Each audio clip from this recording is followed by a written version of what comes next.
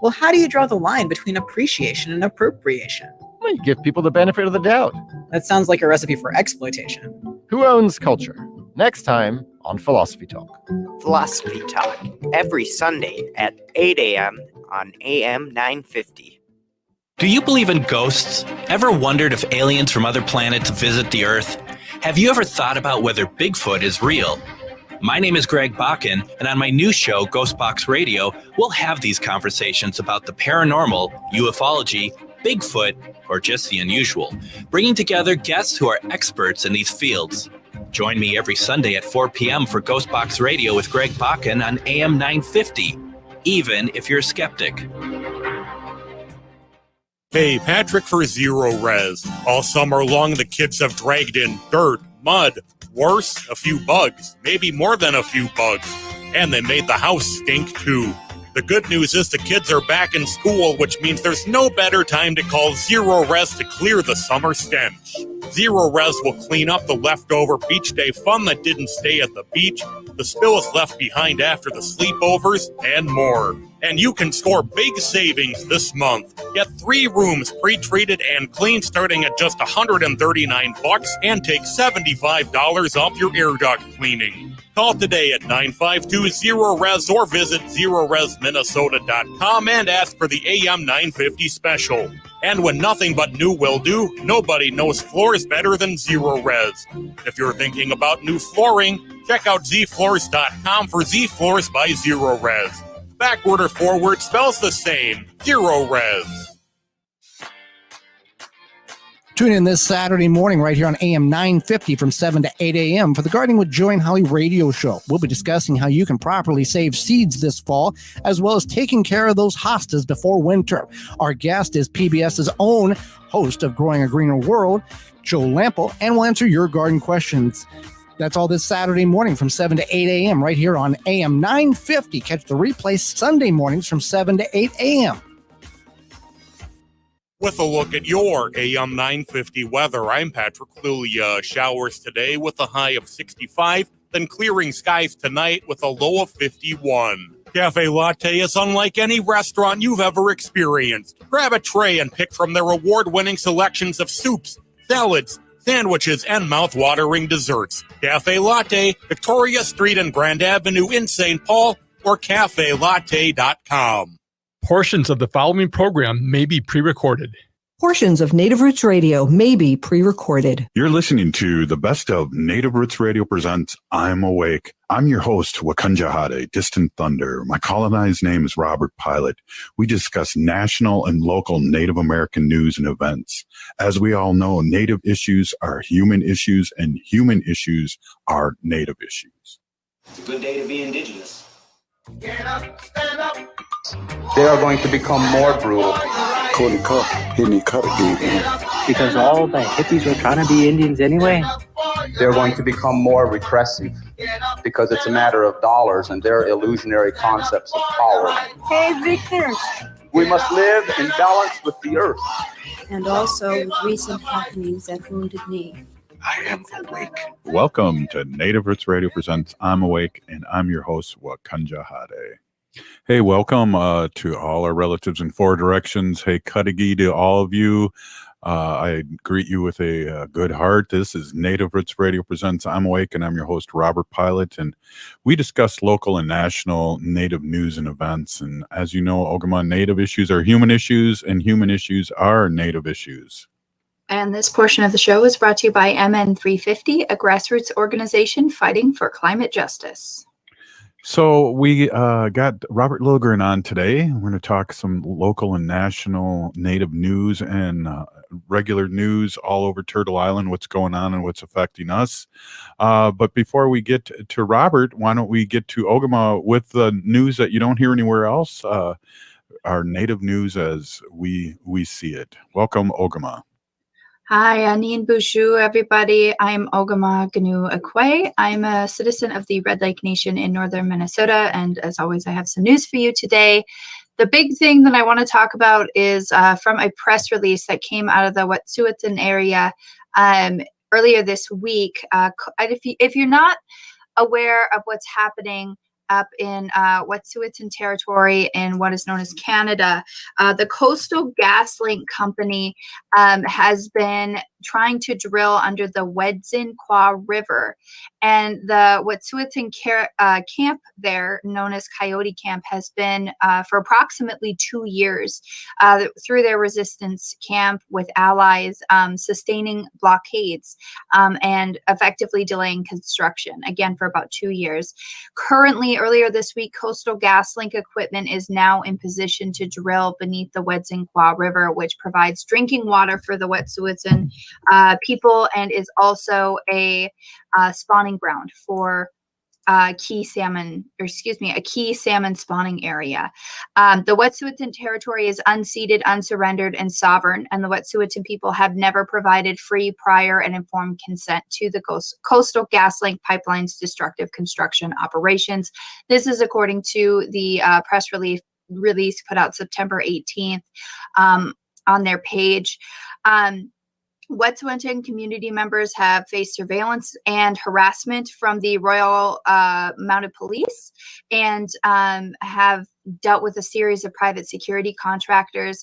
And they did sustain a 2-month-long blockade of this drill site called Coyote Camp until a series of militarized RCMP attacks on Wet'suwet'en community members and supporters resulted in a little more than a dozen arrests. So this is still happening. This is happening in real time up in British Columbia here.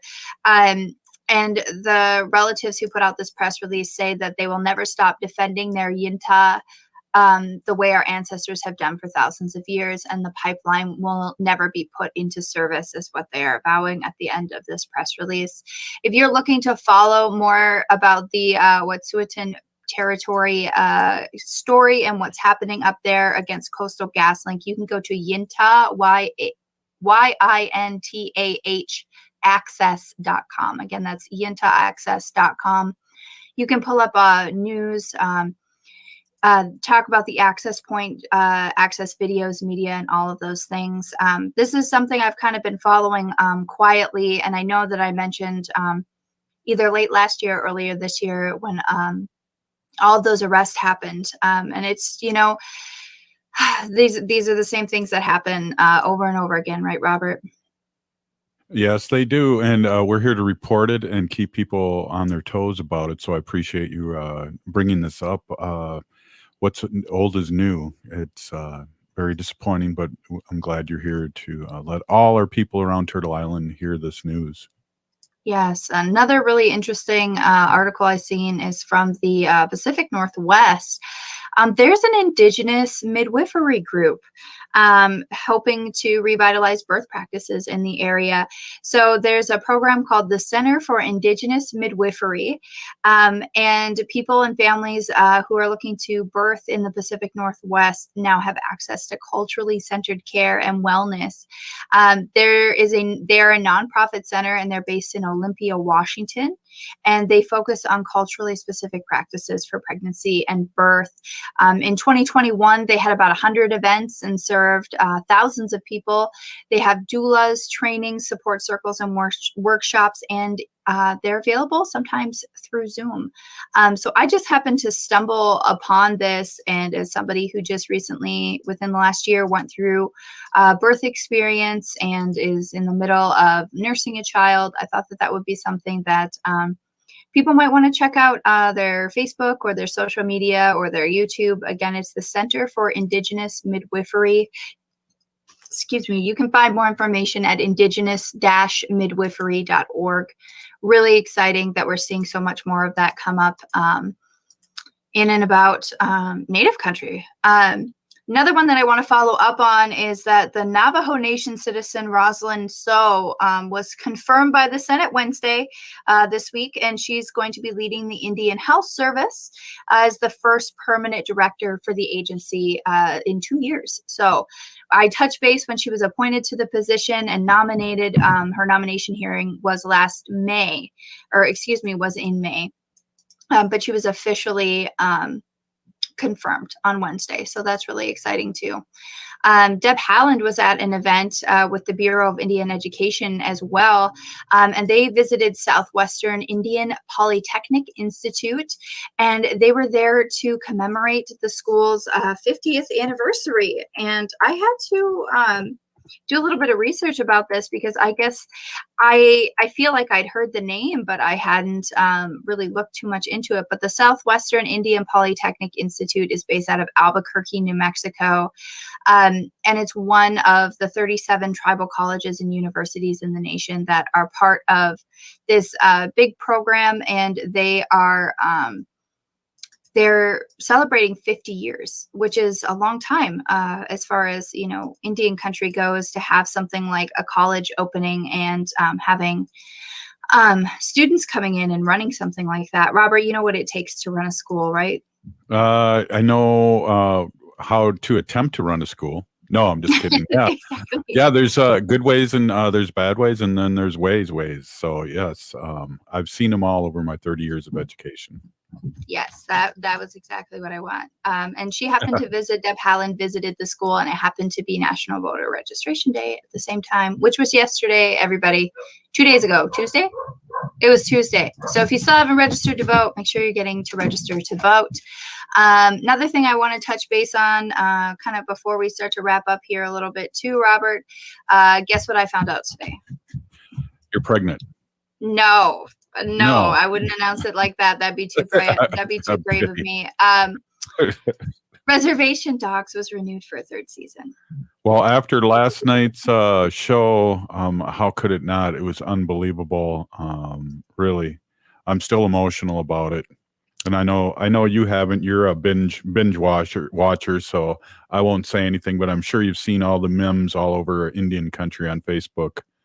I've been trying to avoid them, actually, so no spoilers in the chats, if you would, people. I have not seen the last episode yet. Actually, I haven't seen the last 2 episodes yet. So if you all could just do me a big favor and just, don't tell me yet. Okay. Yeah. Well, in all seriousness, after the show, I may be watching it again. So that's how it hit me in a good place. So that was just announced today that they are up for a 3rd season, huh? Yeah, I think so. It came through on my social media from the Reservation Dogs page directly as good medicine, and I think I agree with them for sure. Definitely. Well, we'll have to reach out to Bobby and Dallas and the brothers and have them on again, and also congratulate them, because that's a huge deal. We'll be right back after the short break with Robert Lilligren. You're listening to Native Roots Radio presents I'm Awake, and stay with us.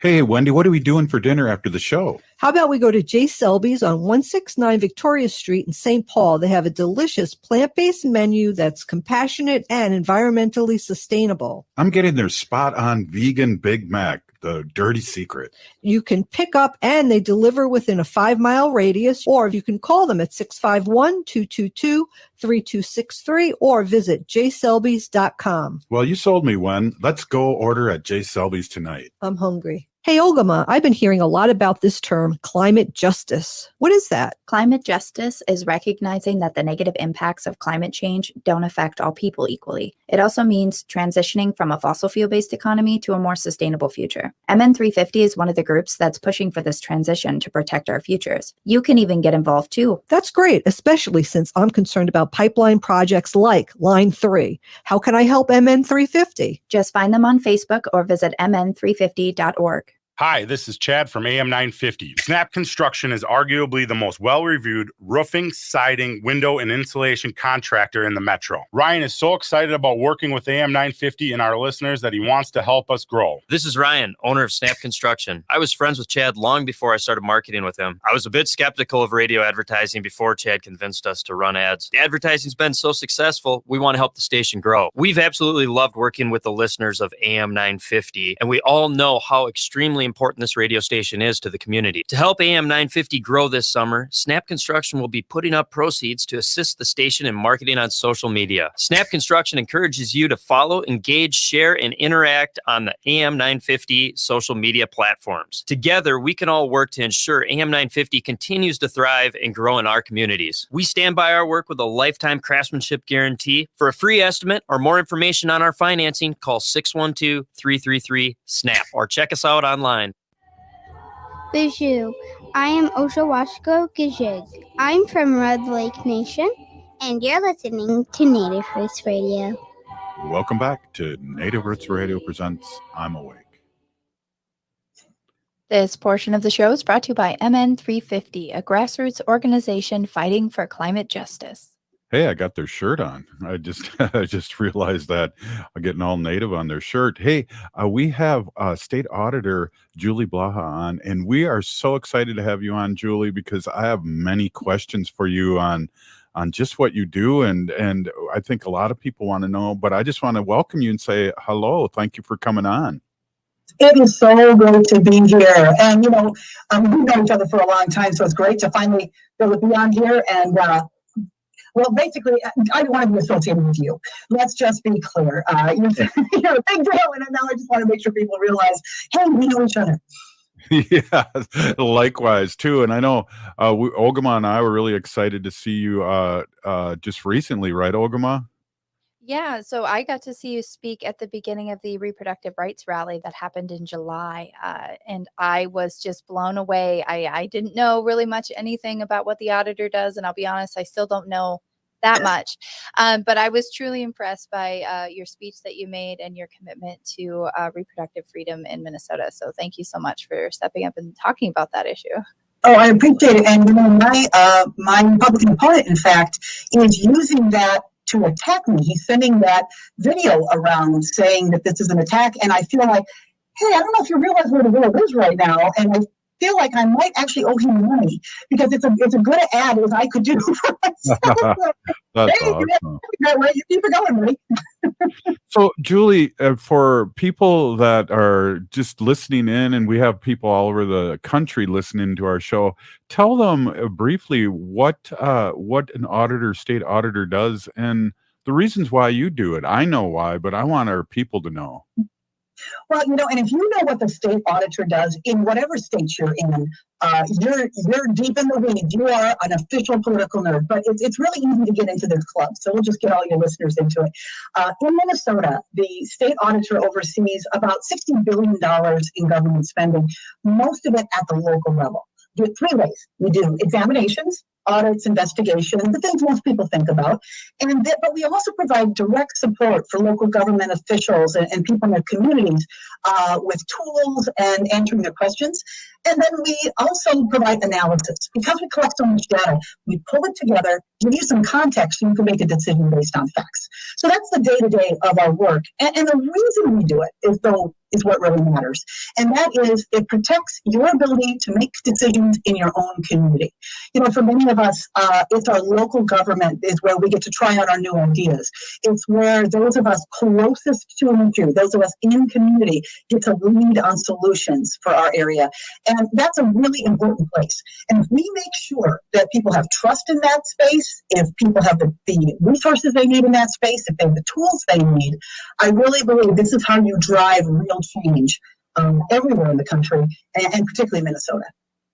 Okay, that's a really good explanation. Hey, there's some background of your opponent that I think, we need to talk about a little bit. Do you mind talking about that? I know you like to keep it clean and all that, but it's like there's some obvious things that are very earth-shattering about your opponent. I think we have to make the comparison, right? Comparisons are fair. And, for instance, that I support reproductive freedom. And I think it matters in the auditor's race because so much healthcare in Minnesota goes through local government, particularly that social safety net that supports low-income Minnesotans. So you need an auditor who understands that healthcare includes abortion. And if you don't understand that, someone could get in the way of delivery of a full range of healthcare to the people in some who need it most. So you really do have to have someone who is not going to get in the way of a community actually providing health care to its people. Now, my opponent, by contrast, when he was in college, was really in law school just a few years back, was president of his local Federalist Society. That is the group that gave us the Supreme Court we have today, and their main reason was to overturn Roe versus Wade. Now, though the other thing is actually, this is the story that I think explains it best. In 2020, he was acting as, and his quote was, he was a Republican lawyer for Trump. So he was working on the Trump campaign on election night, and he got into a car chase with an election judge. He decided it was up to him to follow what he called the chain of command. And when this election judge decided to pick up his wife, who was also an election judge, to drop her off, and so they could both deliver the box together, he decided that was a problem, chased him around, in fact, brags about running red lights to keep up with the guy, and then filed a police report on this election judge. And this 70-year-old man did nothing wrong. There was the police report made it clear there's nothing illegal here. So all of that is odd. Okay, that's unusual. But the thing that's really dangerous is this year he has been still using that story to suggest there were election irregularities in Minnesota. So here he is throwing a really good public servant under the bus to promote a lie. And that is just absolutely dangerous on that. So there are some very clear differences here. I'm here to help you be successful in your work. He is pushing his own political agenda at any cost. Yeah, it just seems like they're not for anything. They're just against stuff. And we talk about that all the time. It's just really, really disappointing. And, working with a former president, that ought to tell you a lot of things. Could you explain? And just still bragging about it. That's the thing. This is his own story he's telling. And that's what's so unusual about that. And in fact, the idea of building things up versus tearing things down, that really is the biggest difference. One of the things I'm proud of is that I will call out things that are successful as hard as I call out things that aren't. And, during COVID, we saw local governments really rise to the occasion in many ways. And we have been calling that out. So we remember it. So when the next time we're in a crisis, we can recreate that success. Well, he says that makes me simply just a cheerleader for local government. And of course, the middle school nerd in me is kind of excited to be being called a cheerleader. I may have tried out and didn't get a call back, and certainly not still bitter about it. But there was something funny about that. But it gets really down deep into the idea that if you cannot say what's good as well as what's bad, people will not have the balance they need to make good decisions. And so you have to be able to say things that are true, not just things that'll get you headlines. Wow. Hey, we only got a couple minutes left here, and I know you're very busy and now campaigning, but I'm wondering if you could talk about the issues you're working on, or the important ones that you regard with Minnesota's indigenous population. I know you're working hard on that, and you can let our natives and our allies know what you're doing. Well, one of the things that we get to do is, because if you want to talk about an example of successful local government, of a local government entities that need to get important things done under great pressure, you want to look at indigenous communities, and you look at tribal government, and there is so many things that deserve to be recreated across Minnesota because they're just so effective. So what I've been really lucky is that so many tribal government leaders have shared with me their effective tactics, and our goal is to get that out there and include that in our analysis. Another issue, though, that I've heard a lot from indigenous people, and particularly people who have public pensions, is that they want to make sure we're investing their pension funds fairly and effectively. And one of the things we all know is that climate risk is also investment risk. So any good investor right now, even if you did not care about the climate, you would consider climate change as a risk as you invest. My opponent, on the other hand, has decided that that's simply, I think, what he calls woke investing, and is trying to discredit overwhelming evidence from every place, from Goldman Sachs to JP Morgan to Bloomberg to everybody, and would rather see us, frankly, invest in coal. He literally said it would have been better for us to have been invested in coal. And that kind of risky and risky choice that it will only benefit a polluter is not really, it's not fair to our pensioners, and it's really not fair to any taxpayer in Minnesota. Absolutely not. That hits the head right on the nail right there. We got like a minute left here, and we really appreciate you stopping in, and we'd like to see you too. There's only 49 days left, and I want to wish you a National Voter Registration Day. Oh, I'm sorry to talk over you. That just definitely fires me up. I'll tell you, everybody who is, I heard your discussion about registering to vote. Just know this. Hey, you may now, at this point, you know more about the state auditor than most people. And I'll tell you, it's people like you are the only reason someone like me gets elected. I'm a regular person. I was a teacher. If I don't have regular people registered who will go out and wrote down that whole ticket, that's the only way I get elected. And frankly, it's the only way I want to get elected. So it's people like you that get me in, and I'd be deeply honored to have your vote, and I really want to see you at the polls. Wow. Thank you so much for stopping in. Ogama, we got less than a minute. Do you have a question or a statement before we get going here?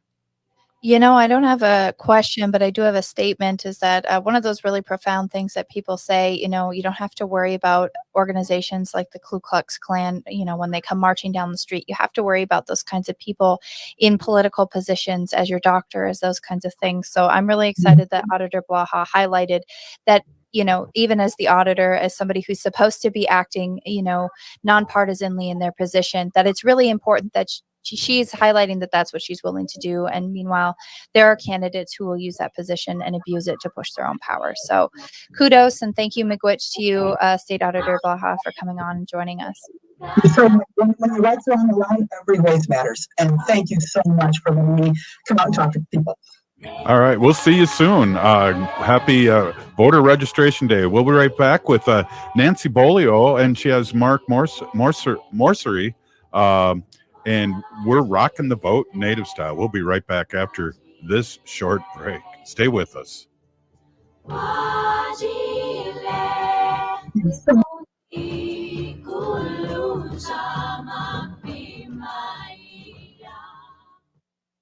Hello, Minneapolis. It's Randy Rhodes on your radio in the heart of the Midwest every weeknight from 10 to midnight on AM 950. Minnesota has the only original wolf population in the continental United States, and 80% of Minnesotans believe the wolf should be protected. Howling for Wolves is asking Minnesotans to respect our true wildlife manager, the wolf. Their survival is critical to our ecosystems, our communities, and even our economy. As highly intelligent animals with strong social bonds, Minnesota wolves deserve to be protected and admired. Learn more at howlingforwolves.org. Let's live and let howl.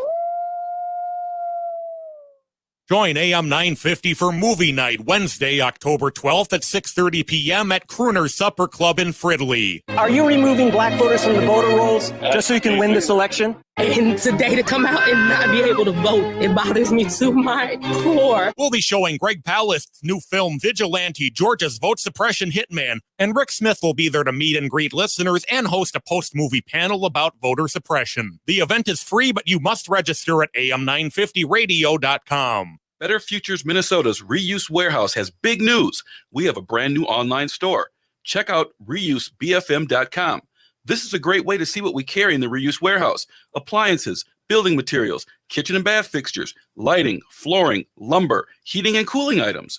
Don't miss the beautiful benches and COVID safety shields that are hand-built using reclaimed wood from our deconstruction projects. Check out reusebfm.com. That's reusebfm, as in betterfuturesminnesota.com. Hey everybody, this is Gregory Rich, founder of Habitation Furnishing and Design and host of Drink in the Style. Say, I'm willing to bet that you're hearing this in your car and there's a good chance that you're heading home. If that's the case, let me ask you, are you looking forward to getting there? Is your home a place that energizes? Well, if it isn't, it might be time for a furnishings refresh. Think about it. We've all spent a lot of time at home over the past couple of years, and maybe you need more than just a new sofa. Why not have a skilled, professional, tasteful interior designer from Habitation help you create a space that is exceptional? Whether it's your family room, living room, bedroom, or even home workspace, Habitation can help you create an environment that is exactly what you've always wanted. Habitation Furnishing and Design, located at the District Edina, 7777 Washington Avenue South, and online at habitationdesign.com. Think your company's safe? Your staff is working from home, right? As I speak, cyber criminals are mounting attacks across the country. Remember, when we're weakest, cyber criminals attack. Hi, Mark Sommerfeld from Rymark. The Rymark team is guiding our clients through these difficult times. In fact, demand has been so high, we created an easy-to-follow guide. It's yours free. Download our 5 steps to securely work from home now at rymarkit.com or call 651-328-8900 for a no-cost how-to discussion. Would you let animals pick your insurance? Do you really need to experience mayhem to get the best rates? Or how about a celebrity quarterback or fake university saving you money? There's a lot of marketing stunts when it comes to insurance, but what you really need is someone looking out for you. Call Array Insurance, and they will work hard to find you the best insurance coverage and rates. So avoid gimmicks and call Cheryl at Array, 763-504-3067 or arrayinsurance.com. Array Insurance, working hard for you. With a look at your AM 950 weather, I'm Patrick. Clearly showers today with a high of 65, then clearing skies tonight with a low of 51. Cafe Latte is unlike any restaurant you've ever experienced. Grab a tray and pick from their award-winning selections of soups, salads, sandwiches, and mouth-watering desserts. Cafe Latte, Victoria Street and Grand Avenue in St. Paul, or cafelatte.com. This is AM 950, the progressive voice of Minnesota. Hi, I'm Jane Fonda, and you're listening to Native Roots Radio. And we're back to Native Roots Radio presents I'm Awake, and this is Robert Pilot. This portion of the show is brought to you by the Minnesota Indian Women's Sexual Assault Coalition. Hey, we're in round 2 now of Rock the Vote Native Style, and we've brought the heavy hitters in now. We got Nancy Bolio and her guest, Mark Morrissey. And I want you to, we were just talking about you too on the great job that you did last cycle, Nancy. You helped out with those 9,000 new registers up there in the deep north. So I just want to say welcome, and I'm excited to listen to and talk to your guest. Welcome, Nancy. Well, bonjour, and it's always a pleasure to be on the show. And I want to say, it was also the Red Lake Nation that did a lot of hard work during the 2020 voter registration. And I had an opportunity just today to share the good work with voter registration in northern Minnesota with NPR Radio. So watch for that segment coming out soon. And I also want to make note that we're having a block party in Bemidji, Minnesota, October 22nd from 2 to 6 p.m. at the Bemidji waterfront. And we are going to meet the candidates. We are going to do voter registration. Our foundation is Treaties because, again, Treaties are nonpartisan. So regardless of what political party you belong to, what church you go to, how you self-identify, the color of your skin, we're all treaty people here. And so, as Anishinaabe, it's in our best interest to protect our culture like our ancestors intended when they signed these treaties with the non-native treaty partners. And our guest tonight is actually a fine example of what a good treaty person looks like. And, Mark Morrissey is I think he's been in the Bemidji area for a couple decades, maybe a little bit more. He's a family guy, and he's actually a very active citizen. And I know he's going to share a little bit about his experience at Standing Rock with us. And I also want to give him a shout out for fixing my bike to take that ride for the water back a couple of years ago. So he's so involved, and this is just a great candidate. And I couldn't be more honored to have him here as a guest tonight. And again, he's running for Beltrami County Commissioner, District 1 here in northern Minnesota. So welcome to the show tonight. And yeah, he has a lot of goodness. I couldn't tell you again. This is a perfect example of how a good treaty person should be. So welcome to the show, Mark. Thank you, and it's very big honor to be on the show tonight. I've watched the show frequently, and I like the long format, the long interviews, and the really good perspectives. So I appreciate the show. That it's a really great alternative news source. I've enjoyed this for a long time. Thank you so much. And I'd like to think that you're about the environment. Well, actually, I know you're about the environment, and that's what makes you a great candidate, because you align with some of the values that we as Anishinaabe are doing to protect all that is sacred. And again, treaties are nonpartisan, and your position is also a nonpartisan position. So you might want to let our reader or our listeners know what nonpartisan means, because a lot of our people don't know that. Yes, I'm running for county commissioner, and the county that county board is like an administrative arm of the state of Minnesota. So we kind of supervise funds that come from the state for health and human services, for highways and infrastructure, for things like law enforcement, and just kind of supervise that those funds are properly spent in the county.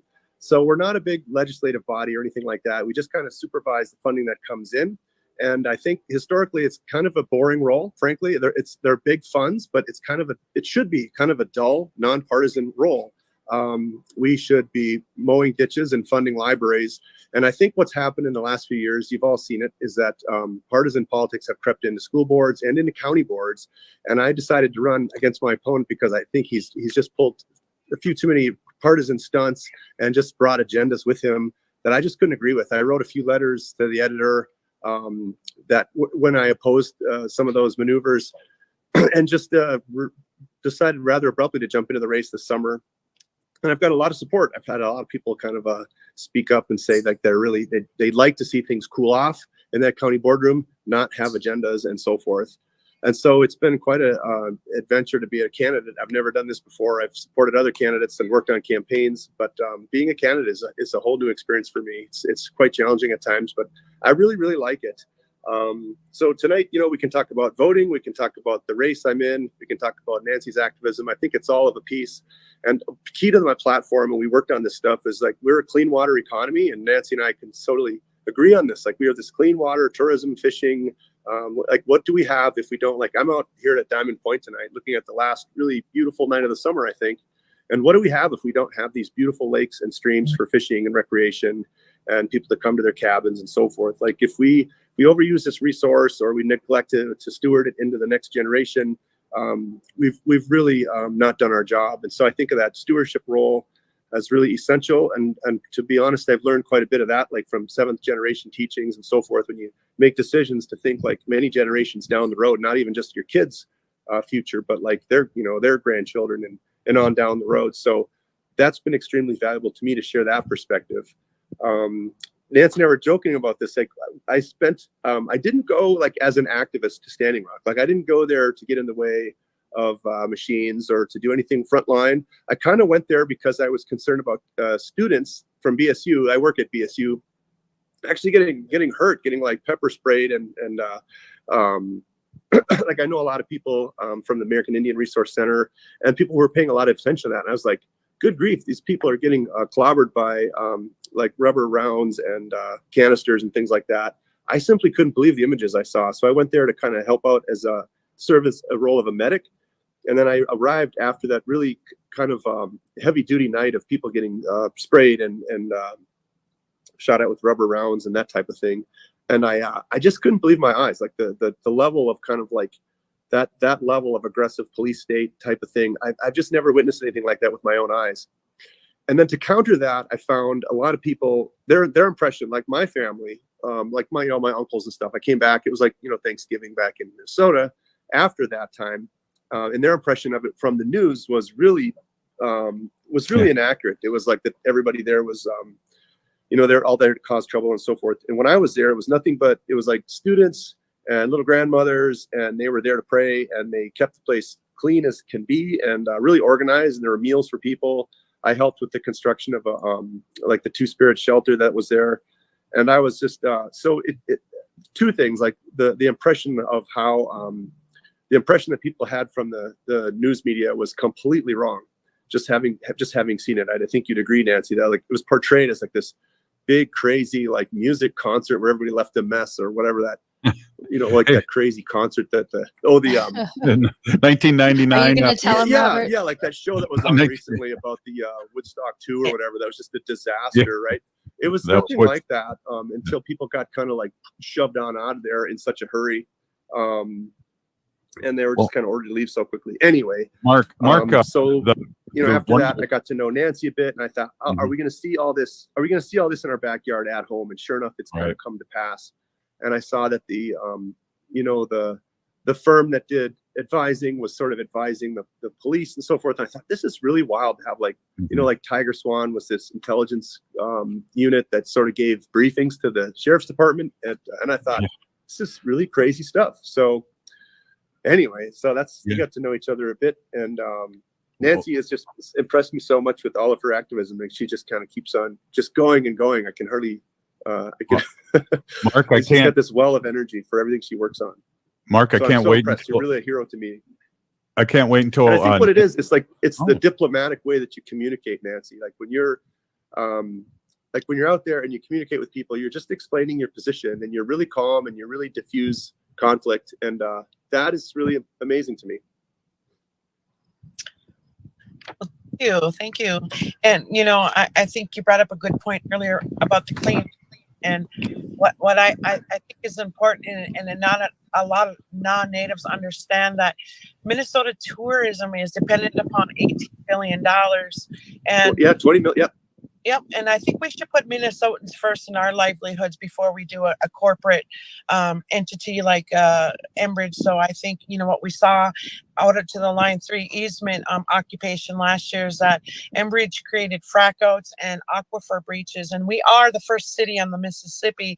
And it seems that many of our local elected officials are not paying attention to the damage that Enbridge has brought here. But I think if we show up and start voting for people like yourself, we can see the majority vote in our favor, and that's where we see change. And that's why I appreciate people like yourself. Your community, and you connect to the people, and our issues are your issues, and that's what makes you a great candidate. Hey, thanks. I thought about this, Nancy. My opponent, I kind of read up a little bit because he was pressing that like people who had charges against them, that they should, really like don't drop any charges, and we should really press charges against all these folks who participated. And honestly, some of these charges were so ridiculous when you read, like, I like to read the court, documents, not just hear about it from somebody, or like, oh, these people out on the lines and the protesters, like the one where people were actually assembled on, was it like Winona LaDuke's driveway or something? That would be like getting pulled off my own driveway discussing, whatever we're going to do. And they said she was trespassing, and that type of thing just blew my mind that they pursue these charges. Like if people are vandalizing or harming anyone, they should be charged appropriately. But these things like incitement to riot and these crazy charges that is it Shanna or Shania they faced, I thought they were just ludicrous on their face. Right. Exactly. Robert, I have a question for you. Well, no, I was just I don't know if you can hear me, Mark, but the reason why we started Native Roots Radio in 2016 was because of all the misinformation from Standing Rock. Yeah. And so I agree with you. And then it came here, and then our relatives that are listening to us in Wisconsin, now Enbridge wants to put more pipelines up there. And so goes on and on. So we need people that are for the people and not for big companies, and especially foreign companies. I have to just put this in. Like, my opponent wears an Enbridge hat to board meetings. Okay, like when they had Zoom meetings and stuff like that. Like he was just, he dressed up like he was at a Enbridge picnic, which I just found way out of line, completely out of line. And then he signed onto a letter like he was trying to say that they should pull the permit for Indigo Girls to play with the Honor the Earth concert that was just held over in Duluth. Like my wife and all her friends went. I'm like, you can't, you don't want Indigo Girls to play in Duluth. Like you're really barking up the wrong tree. Like that's just crazy. So I think to be so in the pocket just seems to be crazy to me. Like I think people can, if they're in favor of, if they think like if they work on the pipeline or they're weld or something like that. Like I'm sympathetic to those views. Like okay, like. They might vote the way they do, but to just be a cheerleader while sitting on a public board as commissioners, it's crazy to me. We're going to take a quick break, Mark, and we'll be right back with you and Nancy and Ogama. You're listening to Native Roots Radio presents Rock the Vote Native Style. Hey, Ogama, I've been hearing a lot about this term, climate justice. What is that? Climate justice is recognizing that the negative impacts of climate change don't affect all people equally. It also means transitioning from a fossil fuel-based economy to a more sustainable future. MN350 is one of the groups that's pushing for this transition to protect our futures. You can even get involved too. That's great, especially since I'm concerned about pipeline projects like Line 3. How can I help MN350? Just find them on Facebook or visit mn350.org.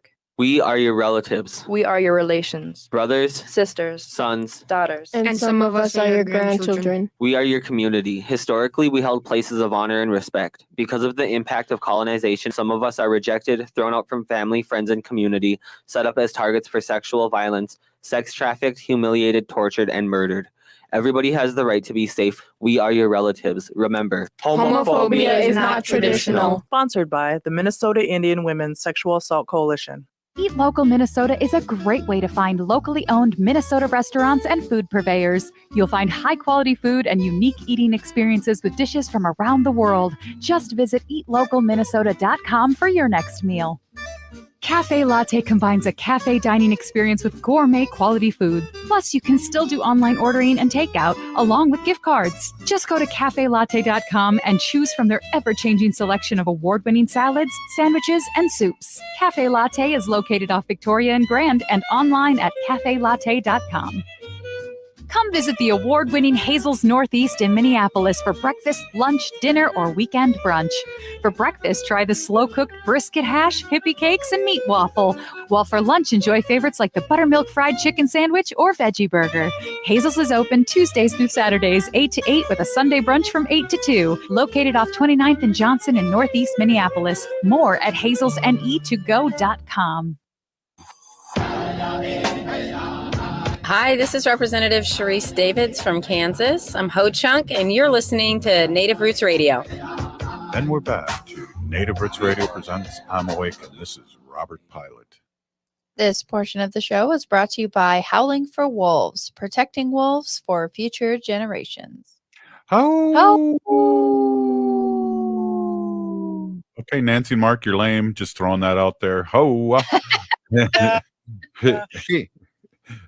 So I just wanted to really quick mention the fact, and the nonpartisan is neither Republican, Democrat, or whatever party it might be. These are positions where they are not aligned with any party, and they're there in the best interest of the community.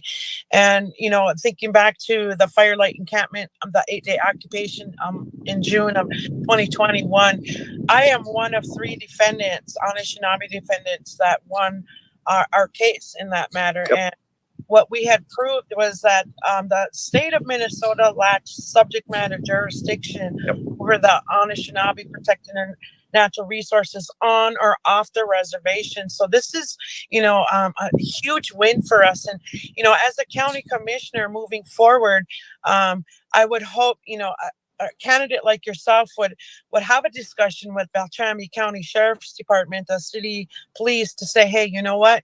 These people have inherent rights to protect their natural resources, and these are protected under those treaties that we signed together collectively as treaty people. And one reason why our ancestors signed those treaties was protect our way, and we are people of the water.